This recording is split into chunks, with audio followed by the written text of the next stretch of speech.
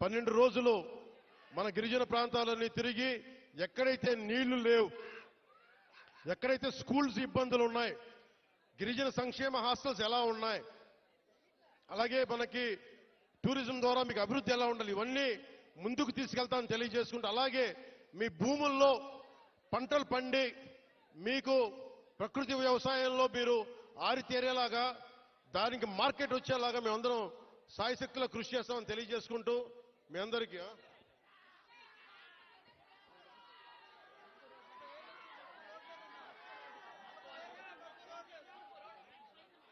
ఇవన్నీ మీరు దారి పొడవుతో నాకు మీరు అందరూ రకరకాల వినతులు ఇచ్చారు, వినతి పత్రాలు ఇచ్చారు, రోడ్లు ఉన్నాయి, అలాగే అక్కడ క్వారీ కూడా తవ్వుతున్నాం, క్వారీ కూడా తవ్వుతున్నారు, క్వారీలు కూడా అడ్డగోలుగా ఉన్నాయంటే అవి కూడా చేద్దాం. నాకు కావాల్సిందల్లా ఇక్కడున్న యువతలో మీరందరూ కూడా మీరు ఏ జాతికి చెందిన వాళ్ళైనా నాకు అనవసరం, కొత్త నాయకత్వం మీ నుంచి పుట్టాలి. మీరు నేను కులం కానీ మతం కానీ ప్రాంతం కానీ చూడాల, మానవత్వాన్ని చూస్తాం.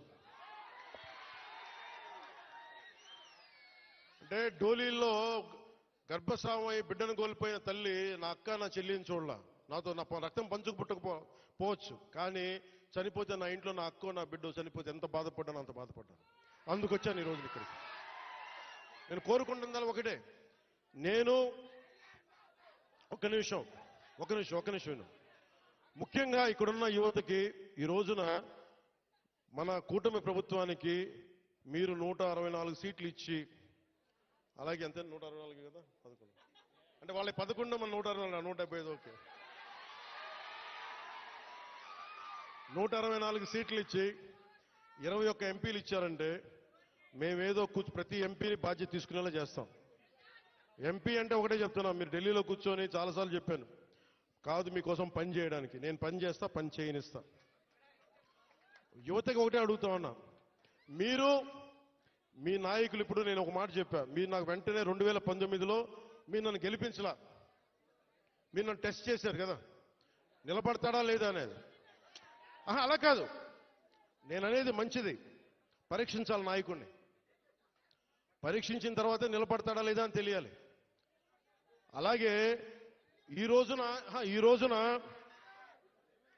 ఇప్పుడు రోడ్లు ఇందాక దారిలో వస్తుంటే రోడ్లు వేయిస్తున్నాం, బీటీ రోడ్లు వేయిస్తున్నాం, సీసీ రోడ్లు వేయిస్తున్నాం. అవి క్వాలిటీ రోడ్లు ఉన్నాయా లేదా అనేది ప్రమాణాలు ఉన్నాయి, అది మీరు కూడా చెక్ చేయాలి. మీరు గొడవ పెట్టుకునే అవసరం అయితే రోడ్లు క్వాలిటీ లేదు, ఎందుకు క్వాలిటీ లేదు, మీకు సంక్షేమ హాస్టల్స్ లో ఇబ్బందులు ఉన్నాయి మాట్లాడండి. మీరు గట్టిగా ఉంటే కలెక్టర్ గారికి బలం వస్తుంది మిగతా వాళ్ళని పనిచేయించడానికి. మీరు గట్టిగా ఉంటే మనకి ఎమ్మెల్యే గారికి బలం వస్తుంది, మీరు గట్టిగా ఉంటే మేడం గారికి బలం వస్తుంది. మీరు బలంగా ఉంటే మేము డబ్బులు ఎవరికి చెప్పండి, మనందరం కష్టపడుతున్న డబ్బులు, మనందరి డబ్బులు, ఎవరి దయా దక్షిణ్యాల మీద లేవు డబ్బులు, ఇక్కడ మన కష్టం ఇది.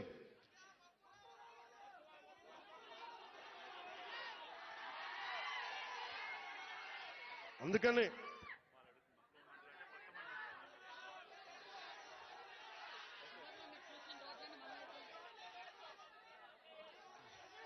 రమ్మంటా ఒకసారి, ఇప్పుడు కాదు, విను, ఒక నిమిషం. నాకు మక్కువ మండలం అంటే చాలా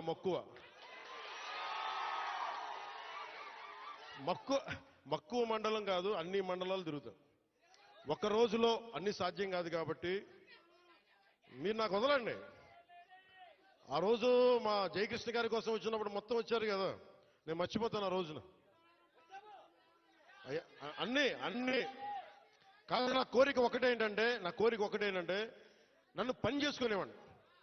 మీరు నా మీద పడిపోతే రోడ్డు వేసారని ఇందాక అడుగుతా ఉన్నా, రోడ్డు వేద్దామంటే కనిపించలేరు, మీ అందరికి దండం పెడతాను బాబు, నాకు రోడ్డు చూడండి ఇవ్వండి అని. ఓజీ అంట, లేదంటే అన్న ఇదివరకు సీఎం అనే వాళ్ళు ఇంకా పోలా, డిప్యూటీ సీఎం గారు సరిపోతాను ఆనందించాను. ఇంకా అవి కాకుండా నేను అనేది ఏంటంటే, యువతకు కానీ ఆడపడుచులకు కానీ పెద్దలకు కానీ నేను వచ్చి మీకు నన్ను పని చేస్తే మీ భవిష్యత్తుకే మంచిది. నన్ను చుట్టుముట్టారనుకో నేను పని చేయాలి కదా.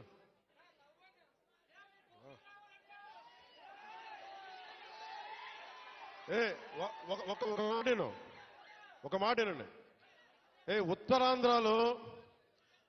ఉత్తరాంధ్రలో మీరు తెలుగు నేర్పించిన నేల ఇది. వాడుక భాష నేర్పించిన నేల ఇది. తిరుగుబాటు అంటే నేర్పించిన నేల ఇది. అంటే మనల్ని ఎవరన్నా దోపిడీ చేస్తుంటే ఎదురు తిరిగే నేల ఇది.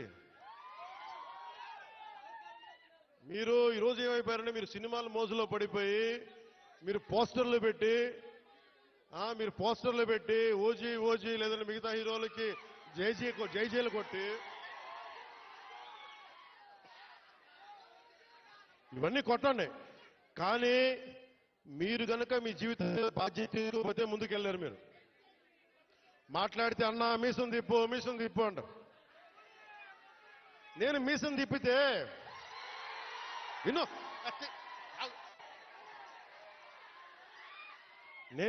తిప్పితే రోడ్లు పడవు. అర్థమైందా? నేను ఛాతీ కొట్టుకుంటే రోడ్లు పడవు. నేను వెళ్ళి ప్రధానమంత్రి గారికి దండం పెట్టి ముఖ్యమంత్రి గారి దృష్టికి ఆ సమస్య తీసుకెళ్తే రోడ్లు పడతాయి. అందుకని మీసాలు తిప్పడాలు ఛాతీలు కొట్టుకోవడాలు నాకు చేతగా. పని చేయడం తెలుసు, నాకు పని చేయనివన్నాను.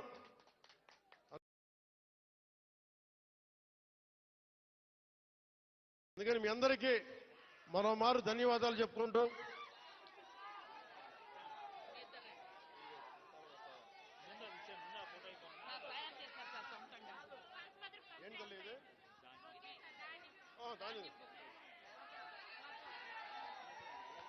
ఇది ఎంత అందమైన సాంప్రదాయం చూడండి.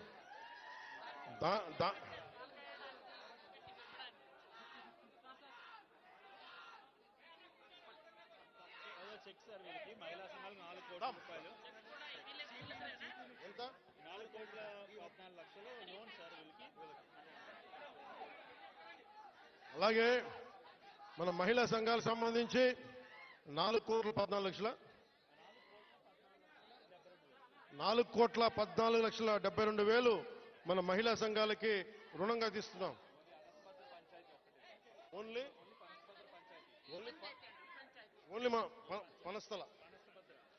ఓన్లీ మన పనసభద్ర పంచాయతీకి 4,12,74,000